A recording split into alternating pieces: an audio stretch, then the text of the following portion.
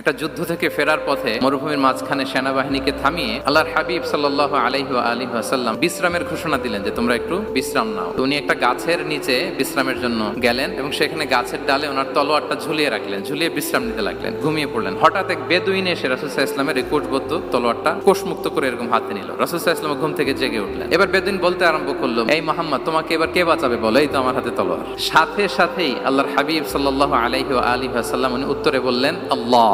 কোনো চিন্তা ভাবনা নাই যে ওরে আঘাত করা যায় কিনা পাল্টা, বা কোনোভাবে ওর কনফিডেন্স ডাউন করা যায় কিনা, কোনো দিকে না তাকিয়ে কি বললেন? আল্লাহ।